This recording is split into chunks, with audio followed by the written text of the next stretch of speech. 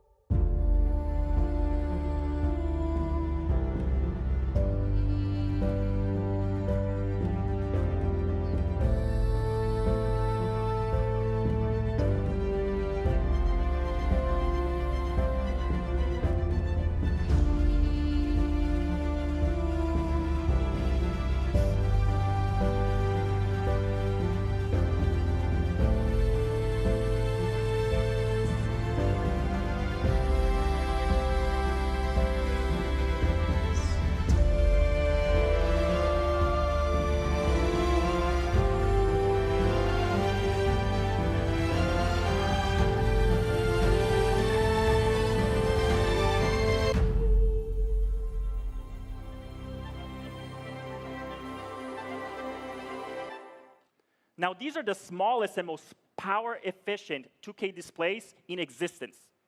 Now, they allow us to dramatically grow immersion while shrinking the size of the displays. But immersion is about more than just the holograms we place in the world. Immersion is also about how you interact with them. HoloLens 2 adapts to you. It adapts to your hands and goes beyond the gestures to give you the satisfaction of direct manipulation, letting you experience what it feels like for the first time to actually touch a hologram. To top it off, HoloLens 2 now also understands precisely where you are looking, enabling us to do things like understanding your intent and adapting the holograms in real time to your eyes. Then using the same cameras, we've enabled Windows Hello, iris-based biometric authentication, the most secure and reliable enterprise-grade solution. We optimized HoloLens 2 for long wear and comfort, keeping with Microsoft's tradition of inclusive design. We 3D scans the heads of thousands of people across a wide range of ages, genders, and ethnicities. And we then use this data to create a device that once again sets the highest bar for both ergonomics as well as comfort. HoloLens 2 has a universal fit system that works on the broadest and most diverse range of people, whether you wear glasses or not. Putting it on should be as simple as putting on your favorite hat. We reduced the weight of HoloLens 2 by making the front enclosure entirely out of carbon fiber, making it light and durable in a device that is ready for the modern workplace. And we also fundamentally changed how that weight is distributed, making you feel as if the device is floating on your head. Now, as a result of these and hundreds of other changes, I'm incredibly proud that with HoloLens 2, we more than tripled the comfort of the device. HoloLens 2 sets a new standard for comfort in mixed reality headsets. Now, the list of innovations in HoloLens 2 goes on and on, but instead of telling you about it, why don't we show you? Now, as Alex mentioned, the HoloLens 2 is very comfortable. It fits just like a hat. And the only thing that's even more effortless is how I'm automatically signed in. With Windows Hello and iris authentication, the HoloLens 2 is actually signing me in as I put on my device. Now, not only does the HoloLens 2 recognize me, it also recognizes my hands. Look at this. Fully articulated hand tracking. And as I move my hands around, the HoloLens 2 is actually calibrating to my unique hand size. And of course, not only does the HoloLens 2 recognize me and my hands, it also recognizes the world. Welcome to my mixed reality home. This is the place where I have all the apps and content that I use every day. Let's check some of them out. Now, I've seen many people put on HoloLens for the first time, and the first thing people do when they put on the device is they reach out their hands and try and touch the holograms. And now, you can. Look at the way that the hologram is responding to my hand, almost inviting me to touch it. And in fact, I can just grab this corner to resize it. Or I can rotate it, or move it. That's right. We are touching holograms. This is an app I've got called Spatial. Let me just put it right there. I've got another app here called Vuforia View. Now, it's a little big, so let me just use 2 hands here to make it smaller, and then rotate it so you can see. There we go. And then let me put it down here in your Spatial, maybe make it a bit smaller. Yeah, that's nice. All right, now let's switch gears and talk about a different kind of application. I've got a browser over there, but it's kind of far away, and I don't really want to walk over there, so let me just call it over with my voice. Follow me. This is a browser that's running Microsoft Teams, which is a tool that we use back home to collaborate. Let me see what the team's been working on. OK, it looks like they've got a surprise for me in the Playground app. I just have to say the words show surprise. All right, so let me just open up that start menu here, and then place the app, and then launch it. So now we're actually exiting my mixed reality home and going into an immersive experience. But notice that that browser that I had actually followed me in. Now, this can actually be really useful when you have things like emails or PDFs that you need to reference while you're doing your work. I don't really want it following me around, though, while I'm showing you all this cool stuff. So let me just put it over here, and then we'll get back to it later. Welcome to the playground. We spent years exploring and refining interactions for HoloLens 2. And the playground is just a tiny sampling of the many prototypes that we built, tested, and learned from.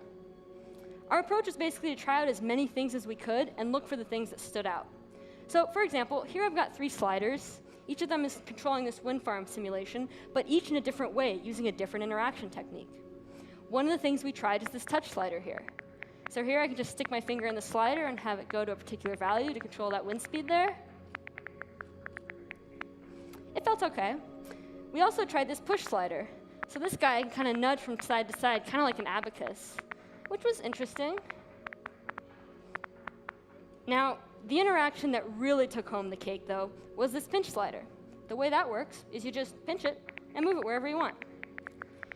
And what we found was that people really like that tactile sensation of their fingers touching as they grabbed and then released.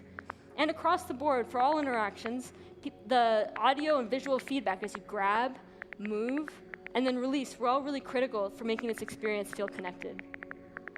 Oh, this is just so satisfying. I can't wait for you all to try this out. All right, now let's move on to a different kind of control, buttons.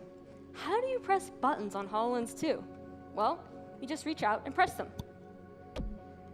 Now, one interesting thing that we found about buttons was that the size of the buttons actually impacted the way that people interacted with them. So for example, for the smaller one, most people would use 1 or maybe 2 fingers, but for the larger one, pretty much everyone used their entire hand.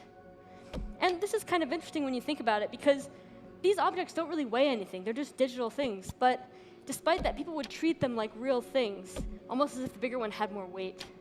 I just love the way these move and the sounds they play when I press them. It's great. All right, how about something that uses all 10 fingers? Well, to test that out, we built a piano. So here I can just play a chord, or I can play the keys one at a time.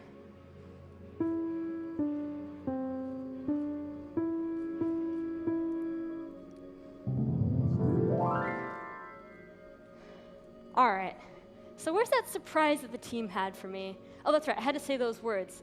Show surprise.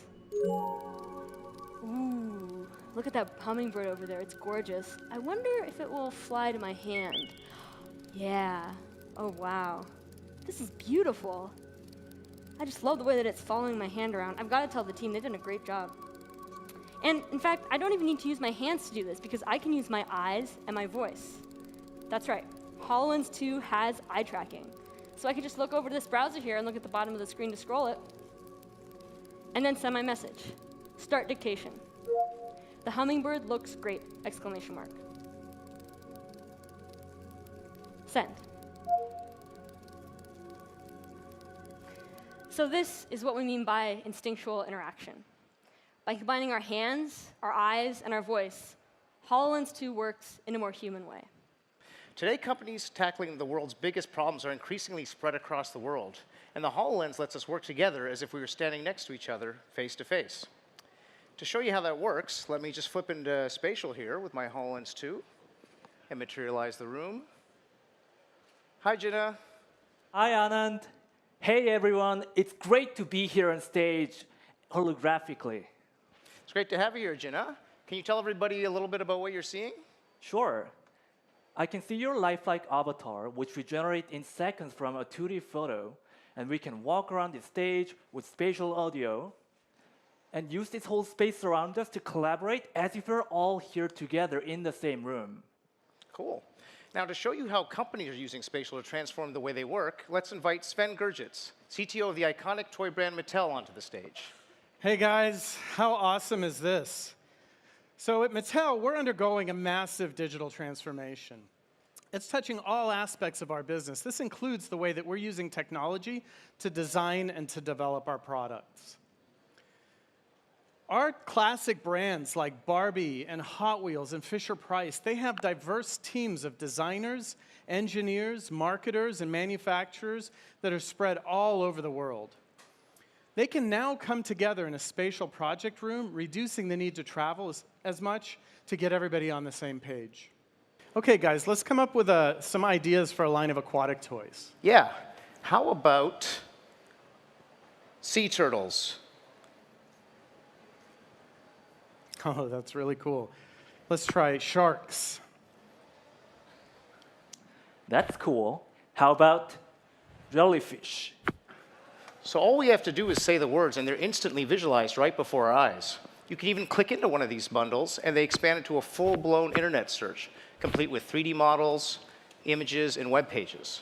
Jenna, why don't we click into just the images here so we can get some good inspiration for this new aquatic line? Sure. Every object you see in spatial is physical and tactile. So you can scroll through or pick up images you like and toss them up on the wall with physics. And we don't have to just stick with digital content. I can actually pull up these sketches I did on my phone last night using that same spatial app. I just pull up those photos and hit send, and they're instantly transformed into this digital environment. Nice drawings. It's so easy to fill up your room with ideas, so we built this tool to help you quickly organize all these ideas. So let me select all of these, and let's make a grid. Cool. This goes to the wall. Now, this entire room we've created is a persistent digital object that anyone can access or contribute to at any time, whether they're using an AR or VR headset, or even a PC or mobile phone. So that's right. Now we can have virtually rich visual rooms that we can keep up for the life of the product. That means no more tearing down war rooms all the time. So spatial and HoloLens are helping us drive improvements in our digital design and development process, changing the way we create new toys. By bringing people together from all over the world to collaborate in the same virtual room, we're overcoming a natural barrier to our collective success. That's people's desire for direct face-to-face interaction when building commitment and trust. We're so excited to see faster time to market and reduced need to travel, as well as the many other benefits that we're going to unleash at Mattel as we collaborate in mixed reality. Thank you. Thanks, Alex. Thanks so much, Ben. Thank you, Alex. Now, keeping with the theme of time to value, we have seen HoloLens get used in a variety of different environments. Environments ranging from construction sites to operating rooms to even the International Space Station. And I see lots of different training experiences here. There's the blower one Maria was talking about. Let me go ahead and select it. Now I need to place it on stage. Let's pick center stage and place the big blower. Wow, that's beautiful. So Alex is now viewing the experience that Maria published from Vuforia Studio, which includes live IoT data streaming in from an actual blower out in the field. While this experience offers significant benefits from a time and cost of training perspective, thus far it's only been geared for individual participation. But now, let's make it more collaborative. By leveraging the Azure Spatial Anchor service within Vuforia Studio and View, we can let Maria seamlessly join in Alex's experience. Maria can simply take out her iPad and launch Vuforia View. Once Maria points her iPad at the same location where Alex placed the blower, she can participate in the mixed reality experience making it far more interactive and collaborative. That's right, Jim. Now that Alex and I can share the same experience, I can create a number of different training scenarios. Alex, let's simulate a gear failure mode. Uh-oh. I see their gear vibration went down, and I have here threshold exceeded. Please inspect. Let's go ahead and select that. Alex, I think you might be dealing with a broken gear tooth. And you will probably have to replace the gear assembly. All right, I'll roll up my sleeves and get some work done here. Let's do it. I'm ready. Right, I'm going to start the disassembly instructions for the gear assembly.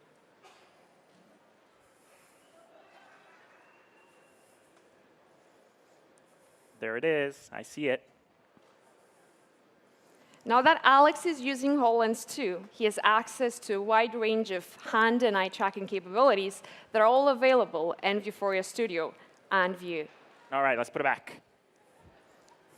That is so awesome. Fantastic. Vuforia Studio allowed Maria and Howden to create a single mixed reality experience without worrying about which platform it would be viewed on.